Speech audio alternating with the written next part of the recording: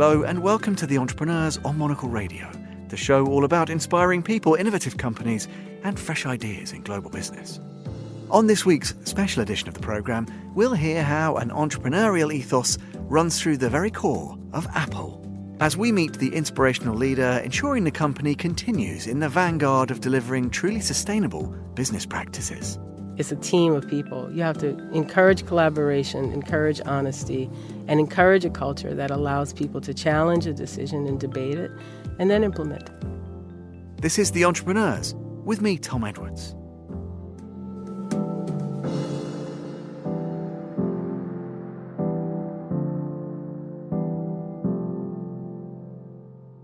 You're listening to The Entrepreneurs. Lisa Jackson is the Vice President of Environment, Policy and Social Initiatives at a small tech company you may have heard of, Apple. Following a long career in sustainability leadership, including an impressive 4-year stint heading up the Environmental Protection Agency in the Obama administration, Lisa made the leap from public service to the private sector.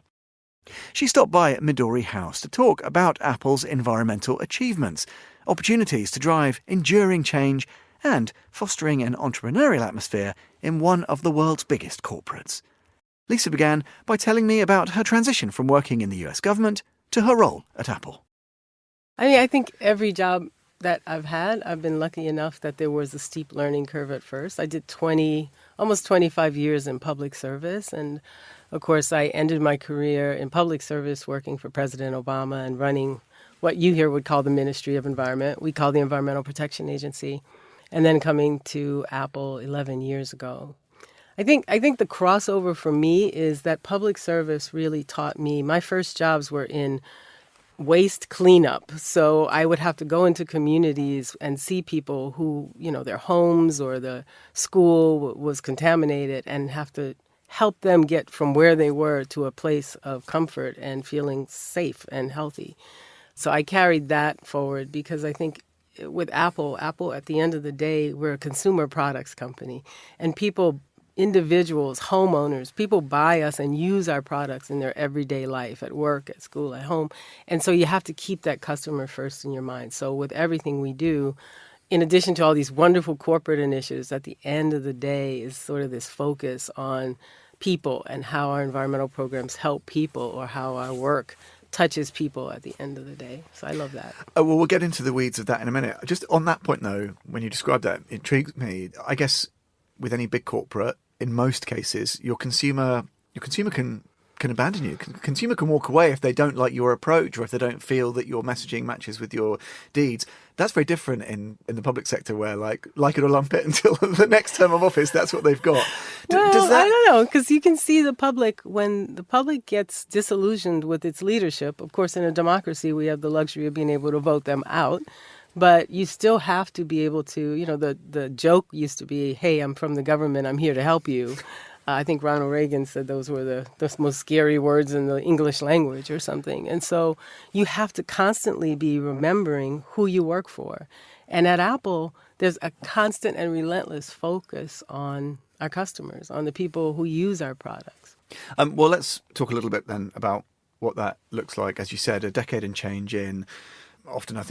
We often hear from new appointments quite early in the process when there's often lots of good intention. But presumably you're at a point now where you can really point out some significant benchmarks that you've achieved on the way and use those to demonstrate to your consumers and to the wider world exactly what the delivery of these ideas looks like. Maybe unpack something like that for us, Lisa. Is there an initiative already of which you're most proud, perhaps, that really shines a spotlight on how you want to be prosecuting this work? Yeah. I think, I'm an engineer by training. And that's another really fun thing about being at Apple, because a difference is in the public sector, your job is to implement these big regulations and enforce them and make sure people play by the rules. At Apple, it's about innovating a different future. And so when I first got to Apple, we decided to really focus our work, very consistent with Apple's motto of focus and simplify. So we focus on climate change, and we focus on the impact of our company and our suppliers on climate change. So let's talk about our company. Since 2018, we've run on 100% renewable energy all across the company. So every store, every office, every data center, that's an Apple data center, those are all running on renewable energy, because that's our first goal here, is to make sure our footprint is zero and is that we are carbon neutral, if you will. And then to move on to our suppliers. We have hundreds and hundreds and hundreds of suppliers, but 320 of them so far have committed to use only renewable energy when they're manufacturing Apple products. That's 16 gigawatts of clean energy that has to come onto grids, new energy, in order to support our manufacturers.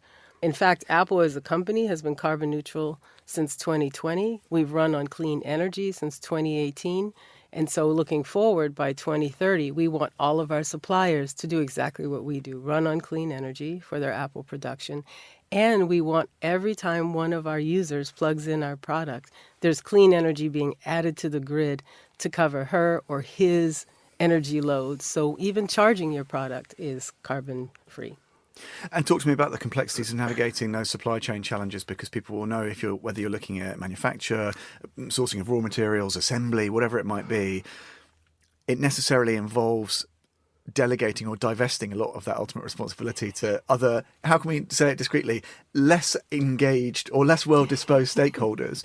Presumably your work in government is super helpful in trying to draw those people in, at the very least, to join the conversation, hopefully then to demonstrate some action. But how much of a challenge is that? You know what? Collaboration is everything. First, internally, let's just look inside Apple. You know, my team at Apple is pretty small. When you look at my remit, it's not just environment. We do public policy. We do some other social initiatives, which we can talk about another time. But we had to find a way to bring Apple together around this idea of the environment. And so that's our operations team. When you talk about supply chain at Apple, you're talking about the operations side of the business. It is mighty and formidable, and they do work really, really closely with these suppliers in order to make the products to the specs that we want, that our customers expect, the quality that they expect. And so it was adding another thing onto their list of things to insist on. So now we insist that our suppliers, in order to do business with us, they have to commit to using clean energy for all their production by 2030, which is the goal we set for ourselves back in 2020. So yeah, it is all about collaboration. And it's also about realizing that you don't have the answer. Inside the company, it does feel a bit like we run this little shop whose job it is to go find the experts, whether it's in design, product engineering, operations, even marketing, so that we can bring together a story that's true and authentic, that we can tell people about our commitment to the environment. Just to sort of double back on your former work, you've got a brief that it necessitates a long-term view, and you've got the backing and the clout of a business that's made deep and significant investment to deliver to that. If we come to the public sector, often we are in the grip of short-termism, understandably, politically. You alluded to it earlier. You know, people get booted out after 4 years. Where you have that inbuilt short-termism politically, I don't know, is that a source of frustration? Because sometimes you're going to start a conversation, 18 months later, that whole team is gone and you're back to square one. I mean, does it mean that it becomes increasingly incumbent on leaders in the private sector to actually deliver for the wider public, not just their consumers? Is that okay if that is the way that it skews sometimes? I think it has to be. When I was a regulator, I looked for leadership companies, businesses, who would come in and say, look, we're already doing the minimum. We're meeting your regulation, but we see a business opportunity to do more. So what we're doing at Apple, I hope, is a ripple in the pond for other businesses to look and say, hey, we are using recycled materials. We've made a market for recycled materials, recycled tin, recycled copper, recycled aluminum, of course, recycled gold in devices. You know, the MacBook Air we shipped not too long ago is 50% recycled by weight. So, yeah, you need these beacons, these lighthouses, whatever metaphor we want to use, that show that it can not only be done, but it can be done successfully in business. Since 2015, our carbon footprint is down 55%. Since 2015, our revenues are up 60+%. So we've broken the chain of production and carbon emissions. Production going up, carbon emissions going down. Those are the kinds of tentpoles we need to see. And that's a critical narrative, the idea that doing good costs. We have to turn that narrative around. Yeah. That feeling in our head. We were taught it somehow innately. If something's good, it must be expensive. And if something's good, it must require work and sacrifice. And in this case, We have to think about the circular economy. We have to think about recycling. As people who use devices, we have to bring them back because we need to realize that eases the load on the planet. And we need to think about energy and water use. Well, just quickly on that point, does more work need to be done on, because you mentioned your work formerly as a regulator, sometimes it seems a challenge to deliver coherent regulatory policy, whether that's stateside here in Europe, when we can't even agree on what the metrics, not even what they are, but what they should be. Are you reassured with your conversations at senior C-suite level in business, but also with key stakeholders in public policy making, wherever in the world that might be, that there's enough appetite to deliver a coherent set of agreed metrics upon which we can then build a robust but equitable regulatory framework? I think that I would love to see, first, I have a huge soft spot for regulators and policymakers. You may be in a small minority there, Lisa. Okay, I'm talking about the bureaucrats, the people who are doing the work, but because I know that I know how hard they work. You know, I always say public service. It really is service, and usually not paid anything near what they could make somewhere else. But they do it for love of country and love of the public good. What I would say is I do believe that it is incumbent on business. We have a responsibility in the private sector to step up to the challenge and not constantly fight the challenge. It doesn't mean we should do things that we don't believe are right for the business, and that's where dialogue has to come in, and there's going to be some push and pull. But I think for me, joining Apple was about joining a business that I knew that was incredibly committed, but joining to build something that wasn't really there. We didn't have an environmental initiatives program. We were doing great work, but it hadn't been put together in a way that our users could understand. What does Apple stand for in the environment? And I hope now they know it. We stand for being carbon neutral by 2030, taking care of our customers' carbon footprint as well, because we see that as part of who we are. That's an extension of Apple out in the world when you're using an iPhone or an iPad. We see that very much as our responsibility. And creating a market for a recycled product. Tim has actually challenged us to one day only use recycled and renewable materials in our products. So lots and lots of North Star goals out there and a very specific one by 2030. And just on this point, you alluded to the idea of circularity and the circularity by design, which is obviously this principle you're talking about. Mm-hmm. How much of that is obviously making sure you're amplifying the good works that you're doing, but also a little bit telling the story? I mean, there's a storytelling narrative, right? And it's just going back again to, you said about trying to explain to the public that you were there to help. It's about bringing people with you on that narrative. Is it easier telling that story, even over the decade and change that you've been within the business, do you think? Easier is a good, interesting question, Tom. I think it's more important than ever, but I do not blame the general public for sometimes getting lost in the claims that they hear from companies. You see things that almost make you scratch your head. How can a company that I'm pretty sure is still using fossil fuels, maybe even be a fossil fuels company, how can it be carbon neutral? I don't know about that.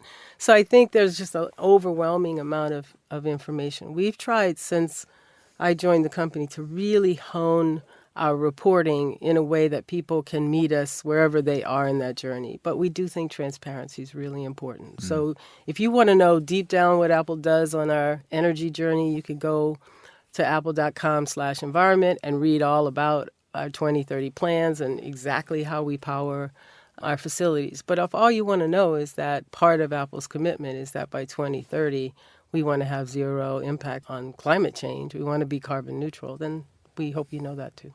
And it's there in black and white. It is there, and we put our name behind it. Let's talk about, you mentioned that you have this quite sort of broad sort of suite of responsibilities and initiatives that you drive. There's racial equity and justice, education policy. Mm-hmm. It seems to me, it worries me, Lisa. You're spinning a lot of plates. How do you manage it? You're obviously a pretty practiced multitasker. But tell me, I don't know, what does a typical day or week look like? How do you manage? Because presumably you just want to spend all your time doing everything, right? But how do you manage to juggle all those different responsibilities? The environment will always be my passion. I always say that front and center. I consider myself an environmentalist from a little girl, really. But if you think about it, one of the joys of my job is that we do a lot with public policy and governments around the world, But I can sometimes move away from that and work on environment, or sometimes put them together. We'll be talking about environmental policy with governments around the world. Also, Tim, our CEO, has been really clear that the company has values and we need to stand for things out in the world. So you mentioned education, obviously privacy, a huge value for Apple, something I think many people know. We see it as a fundamental human right. Education, another right. And the first Apple products were used in classrooms Steve Jobs saw as a way to transform a classroom and change the way education could be done. Obviously, environment, inclusion and diversity, our racial equity and justice work, they are sort of different sides of the same coin. Inclusion and diversity inside the company, so everyone feels that they belong and they're part of Apple.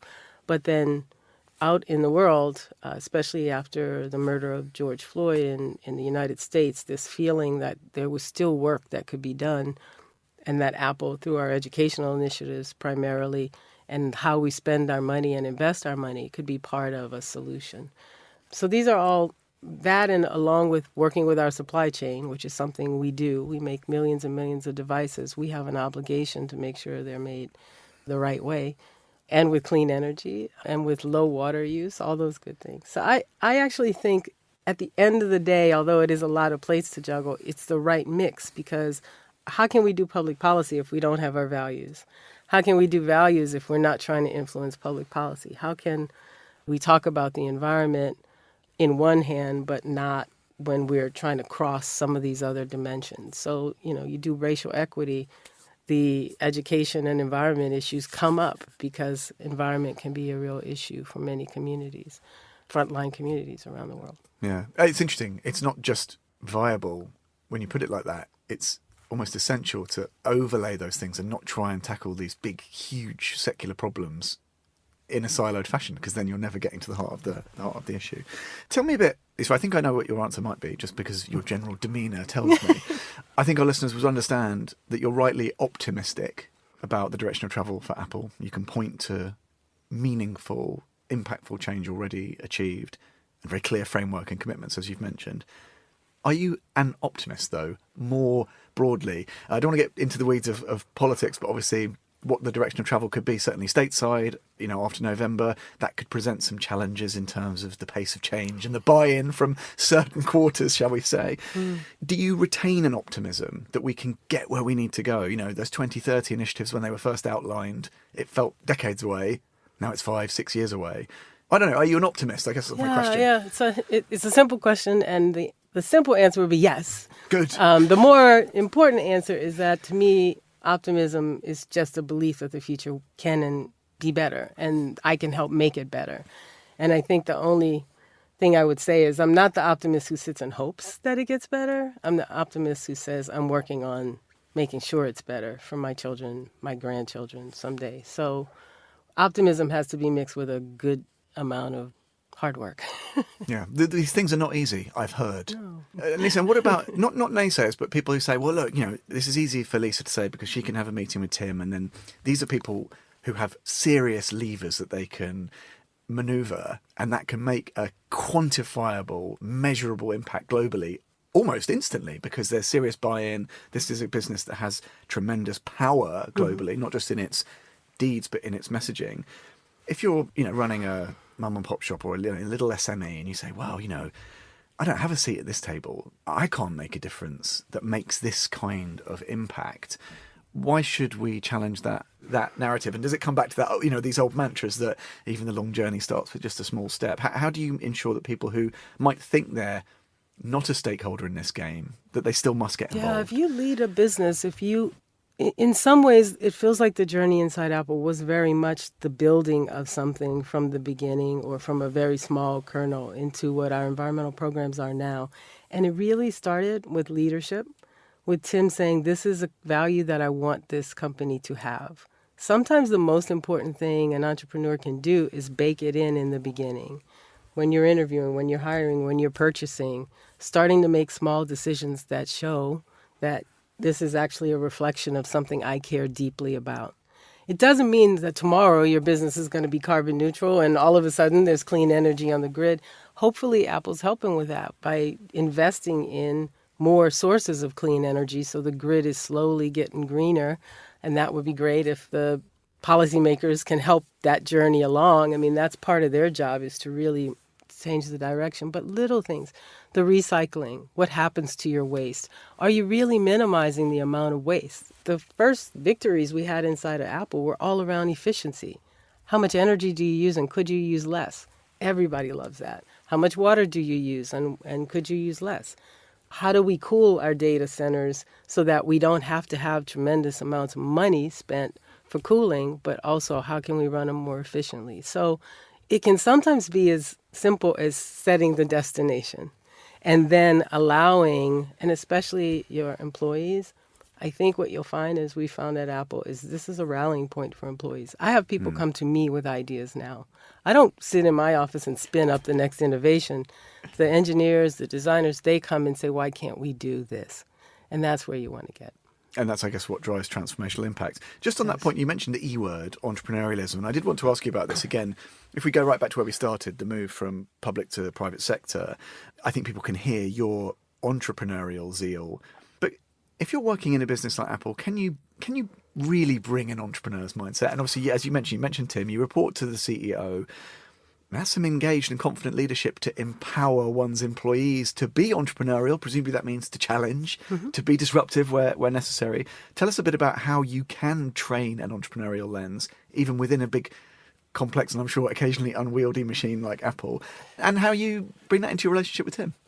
Look, I think Tim has, from day one, treated me as of course, an equal, but a thought partner, an advisor. And I have great appreciation for that, because as a woman, it is still, as a Black woman, I think it's still too rare, unfortunately, in society today. But that aside, look, I think that Apple has this culture of challenging and debating. I cannot tell you how many times we measure before we cut.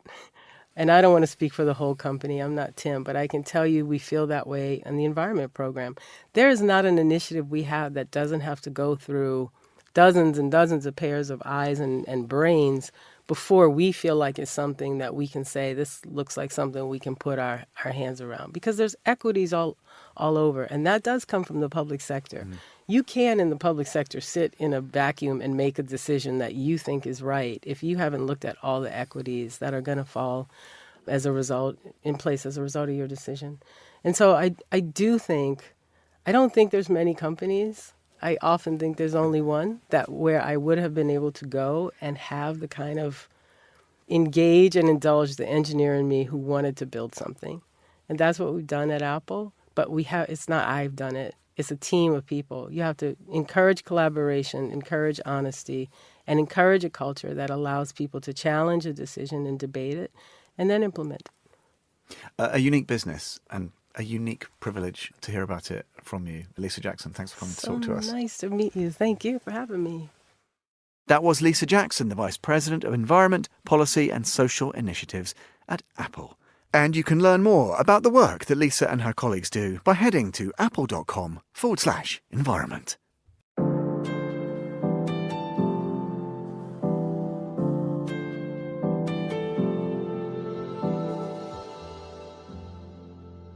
And that's all for this episode of The Entrepreneurs. We'll be back at the same time next week. The programme was produced by Laura Kramer with audio editing by Tamsin Howard. Listen again and find out more about the show at monocle.com. That's where you can subscribe to Monocle magazine and read more about better businesses every month. You can also follow us and browse the archive via your preferred podcast platform. To contact the show, email Laura on lrk@monocle.com. I'm Tom Edwards. Goodbye and thanks for listening to The Entrepreneurs.